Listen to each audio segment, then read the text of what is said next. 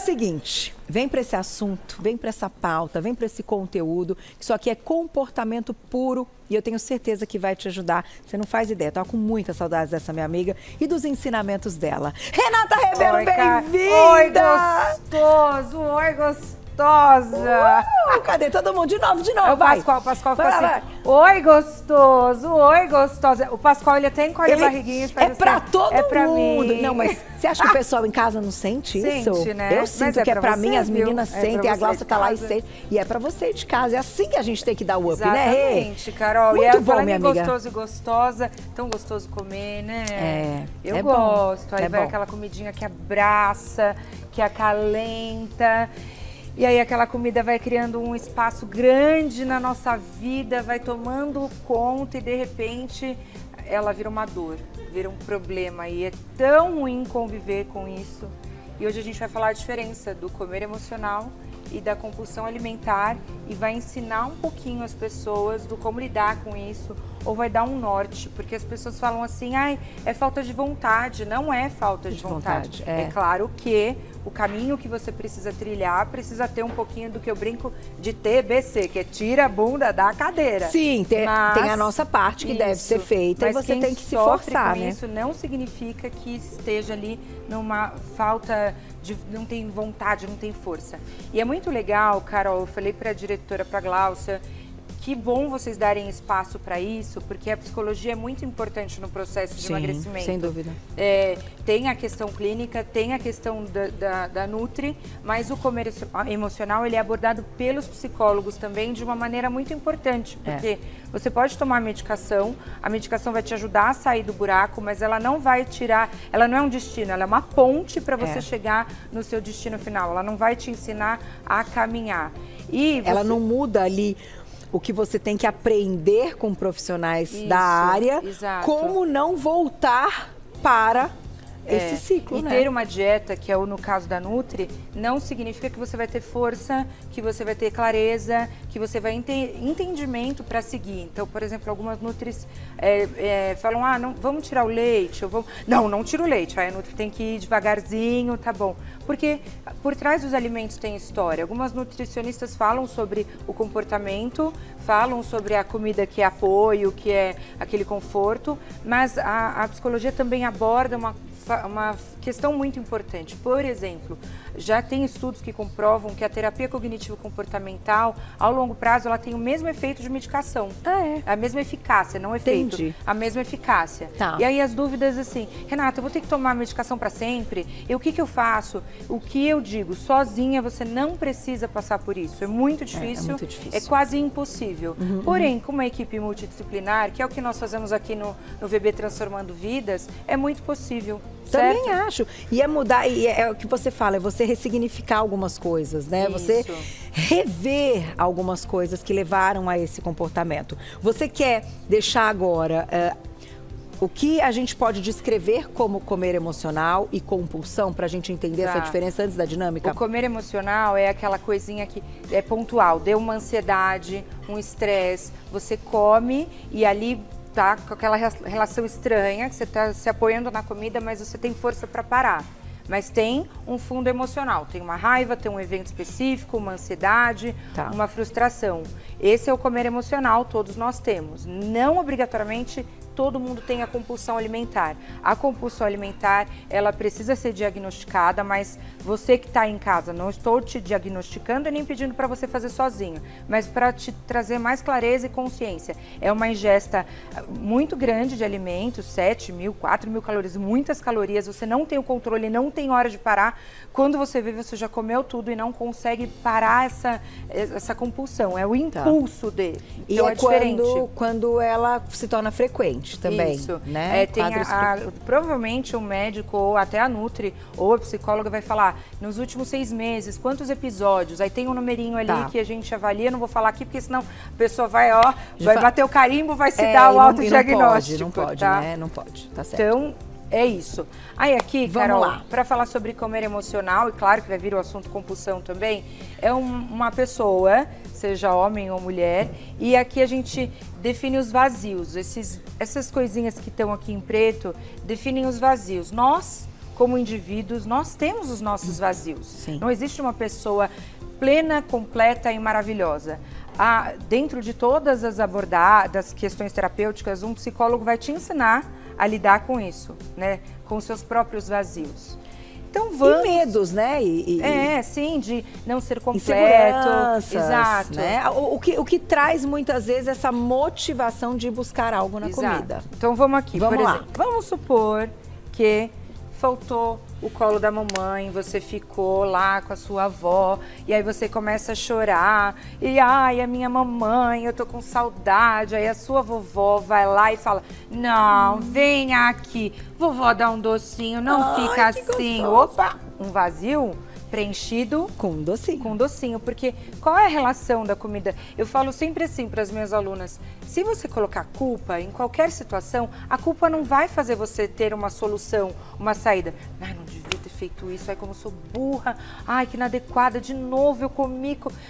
Não, a culpa, ela não tem espaço para solução, é porque que eu comi mais uma vez. O que é que eu estou precisando? O que é que eu estou sentindo? Tem um exercício de mindfulness que fala, isso é fome, até da terapia cognitivo-comportamental também. O que eu preciso é de um chocolate ou de um abraço? Eu preciso comer muito ou eu preciso me acalmar?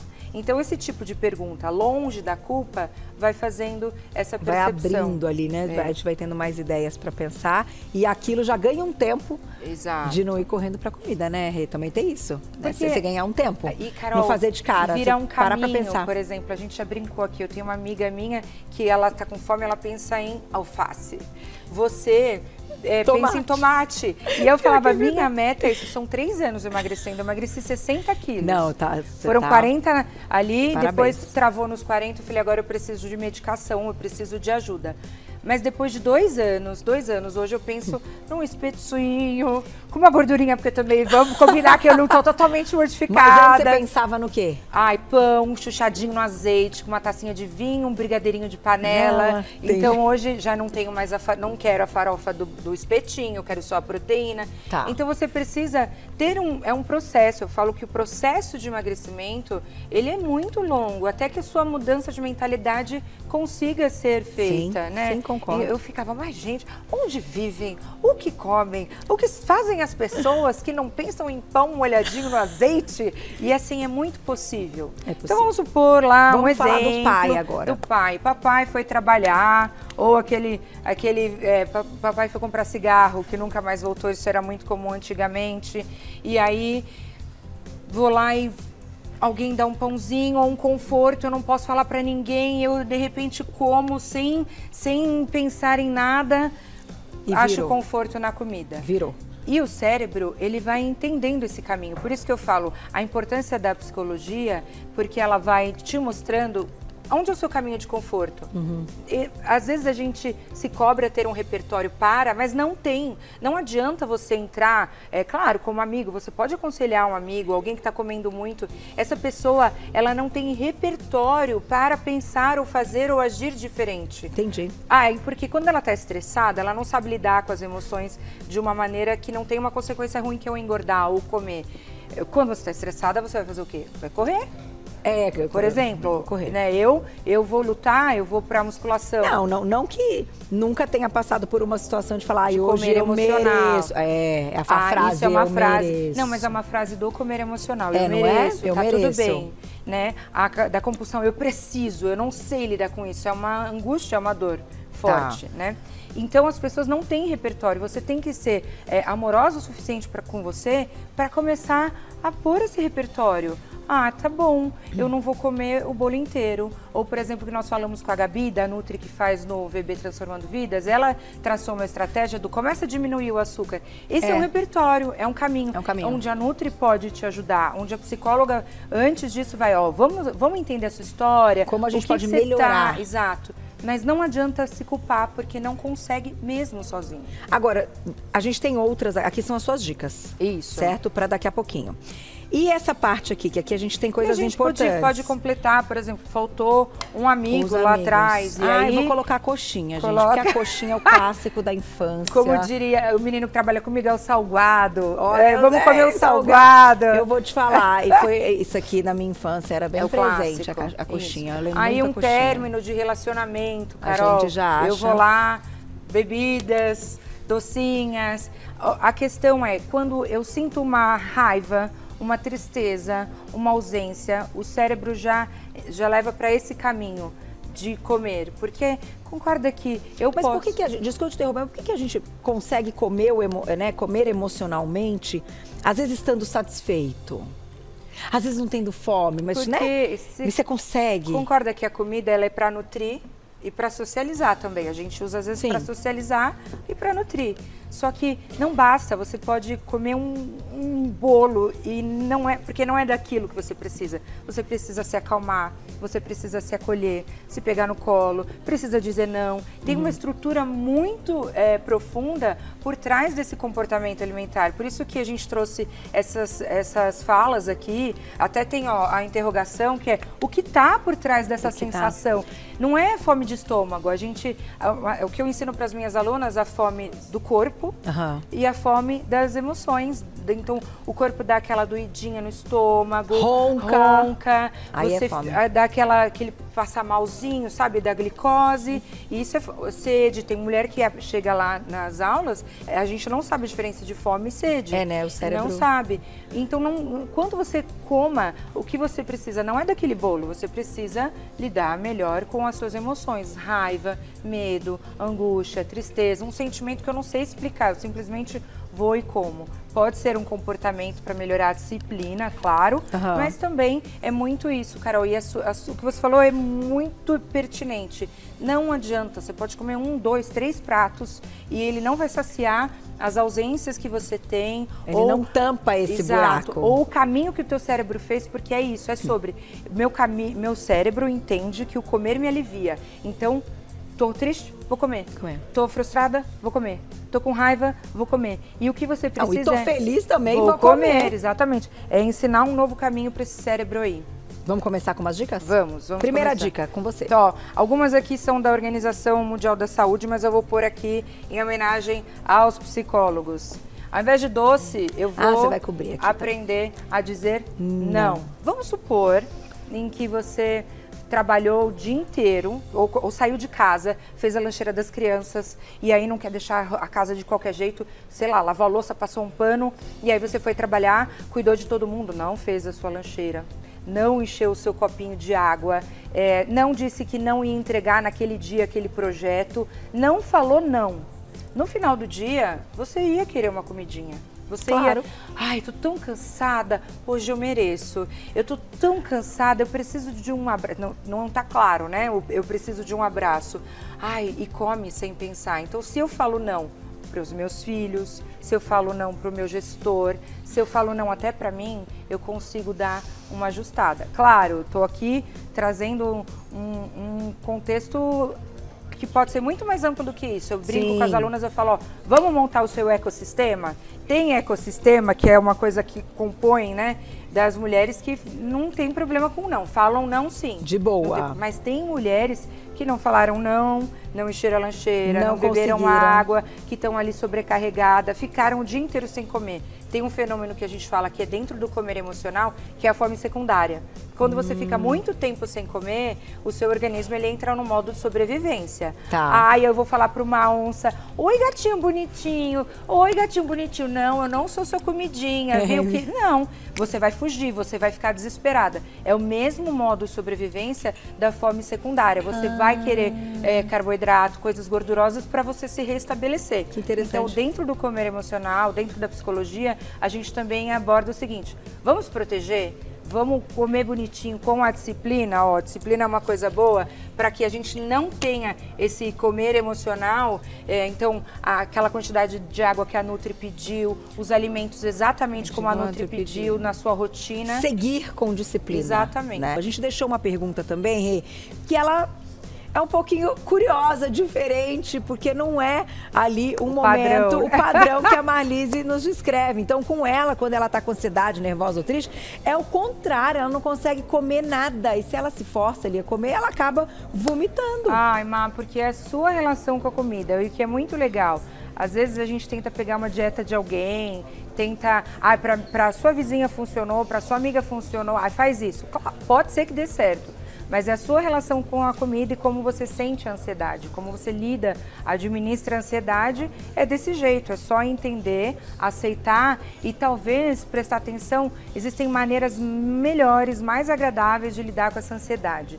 Tem a respiraçãozinha, para você não ficar tão intensamente, tão triste, tão ansiosa, porque a emoção, ela não pode interferir no nosso comportamento alimentar. Ela pode estar presente, a gente pode honrar ela, mas a ponto de comer muito ou não comer é um sinal de alerta. São os extremos. Foi como nós aprendemos a lidar com a tristeza ou com a ansiedade. Ou comendo muito, ou no caso dela, travando não comendo nada. Não comendo. É o mesmo mecanismo, só que a gente se entope de comida e outro a gente até passa mal.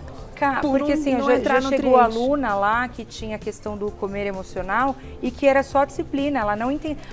Por exemplo, comia cenoura cozida e a Nutri explica isso, que vira açúcar.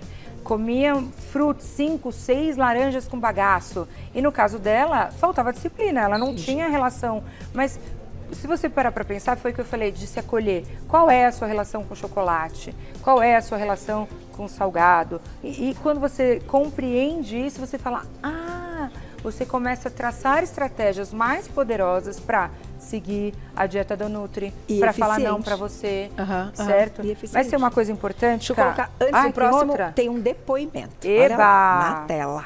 Escrevam pra gente. Obrigada, Amanda, um beijo. Quando estou de TPM, eu quero comer todos os doces do mundo. A Amanda e mais quase todas as mulheres. Aí, eu vou pôr aqui da ajuda profissional, que é super importante. Por quê? A sua Nutri vai dizer como fazer. Por exemplo, a minha Nutri sabe que acontece isso comigo. Então, ela faz ali um ajuste de calorias. Uma outra coisa que é importante, por exemplo... tem mulher que menstrua, mas já está ali na pré-menopausa, menopausa. Tem alguns hormônios, essas quedas, elas causam irritabilidade. E aí volta para o passado. Eu aprendi, quando eu estou irritada, quando falta alguma coisa, eu vou para o meu comer emocional.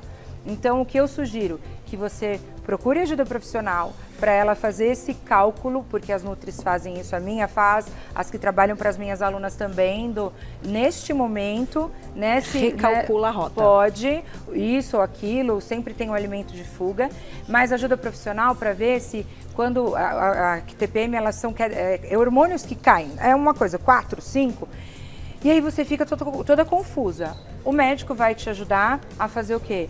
Isso, às vezes repor, porque... Sim, sem dúvida. Carol, é um complemento, uma coisa leva a outra. É involuntário. Por exemplo, a questão as alunas que chegam... Desequilíbrio. Eu queria tanto, eu vejo a Carol correndo, eu vejo você lutando, Renata, lá e...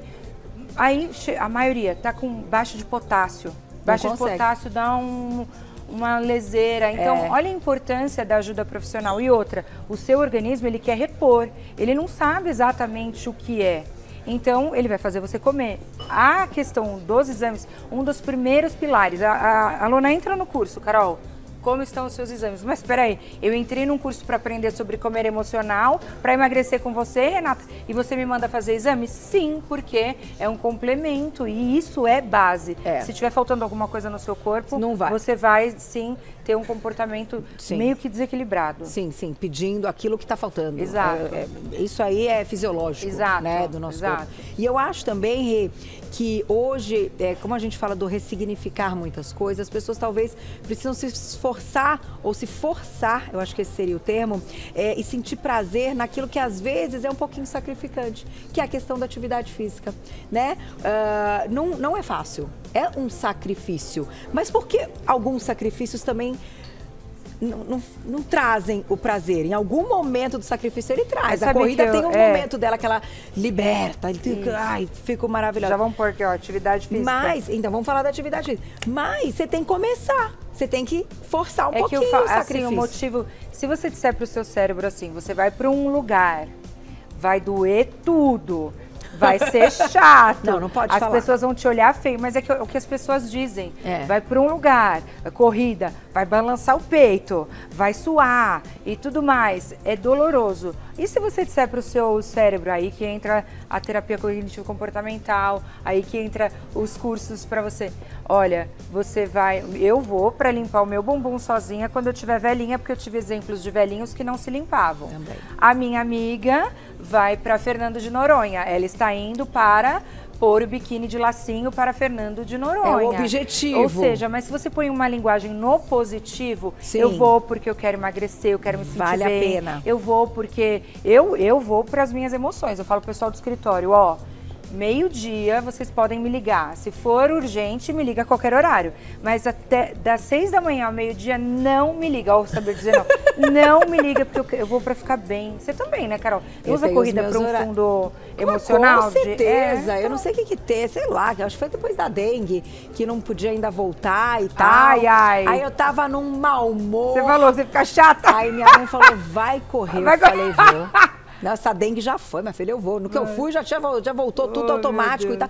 Então, assim, né? Mas isso é hoje. Eu corro há quantos anos? Mais de 20? É.